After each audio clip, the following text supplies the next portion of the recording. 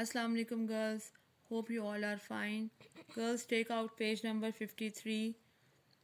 Nothing would stop the prince from following the ghost even if it led him to hell itself. कोई भी चीज़ हेमलेट को ghost के पीछे जाने से नहीं रोक सकती थी, चाहे वो घोस्ट उसको हेल में क्यों ना ले जाता, जहन्नम में क्यों ना ले जाता. Underline the word led means direction. He disappeared from Horatio's sight into the black night. और फिर घोस्ट और हैमलेट दोनों डिसअपियर हो गए, गायब हो गए होरेशियो की साइट से, उसकी नज़र से ओझल हो गए. When Hamlet and the ghost were alone, the ghost turned to him and spoke. जब हैमलेट और घोस्ट अकेले थे तो घोस्ट ने उससे बात की. What he said filled the young man with horror. He told him that he was the dead king's ghost and that he had been cruelly murdered. Ghost ने उसको बताया कि मुझे बहुत ज़ालिमाना तरीके से किल किया गया और मैं किंग ऑफ डेनमार्क का घोस्ट हूँ. Hamlet, he continued, they said a snake bit me in the garden, but the snake that killed me now ruled my kingdom. Ghost ने बताया कि मुझे एक स्नेक ने बाइट किया जब मैं गार्डन में था और अब वो स्नेक जो है उस किंगडम पे रूल कर रहा है. एक्चुअली गर्ल्स, स्नेक वो क्लॉडियस को कह रहा है. घोस्ट जो है वो उसको स्नेक को क्लॉडियस के साथ शो कर रहा है. My uncle Hamlet as eagerly. अब हेमलेट बहुत हैरान हुआ, उसने कहा माई अंकल यानी. The look of terrible sorrow on the ghost's face told him that he had guessed correctly. हेमलेट ने जब कहा कि माय अंकल, क्या मेरे अंकल क्लॉडियस के बारे में घोस्ट बात कर रहा है. Eagerly means curiously. तो जो घोस्ट के फेस पे जो एक्सप्रेशंस थे वो बहुत टेरिबल सॉरो के थे, यानी कि एक बैड सैडनेस थी उसके फेस पे. और उससे उसको फील हो गया कि हेमलेट ने करेक्ट जो है गेस किया है कि वो क्लॉडियस के बारे में ही बात कर रहा है. आई न्यू इट, मैं जानता था.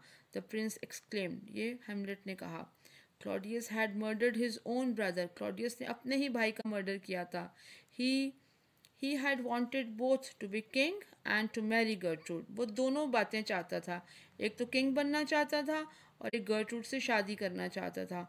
While the old king was sleeping in the garden one day, Claudius had crept up and poured poison in his ears.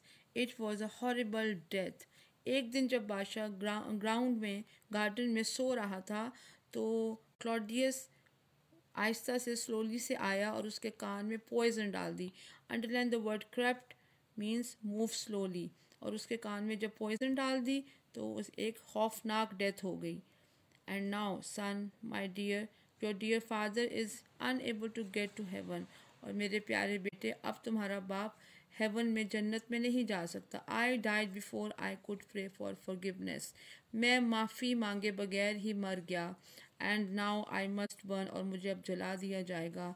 I command you, underline the word command, order you. If you are my son you must get revenge for this terrible murder. अगर तुम मेरे बेटे हो तो इस खौफनाक death का ज़रूर बदला लेना. Help me to find peace. मुझे सुकून तलाश करने में मेरी हेल्प करो.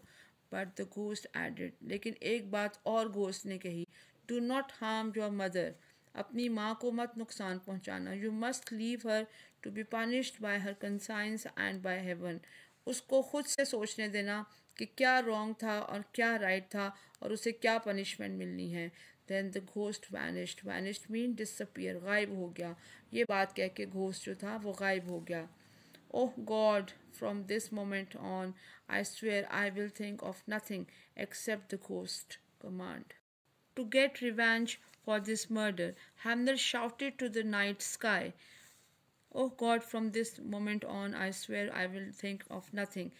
अब हेमलेट जो था वो कुछ भी और नहीं सोच पा रहा था, सिर्फ ये कि घोस्ट ने उसको क्या ऑर्डर किया है कि मुझे अब इस टेरिबल डेथ का बदला लेना है. But as Hamlet grew angrier and angrier, he could not stop thinking of his mother. लेकिन जैसे ही उसका गुस्सा बढ़े जा रहा था वो अपनी माँ के बारे में सोचता जा रहा था। Her marriage had hurt him so much, उसकी शादी ने उसको बहुत ज़्यादा हर्ट किया था। And now he had found out that she had married his father's murderer, लेकिन अब तो उसको ये भी मालूम हो गया था कि क्लॉडियस जो है उसके बाप का मर्डर है। How could he forgive her? When Horatio ran up to Hamlet, he found the prince was very excited. जब होरेशियो भागता हुआ हेमलेट के पास आया, उसने देखा कि होरेशियो हेमलेट बहुत खुश था। He seemed as if he was half mad.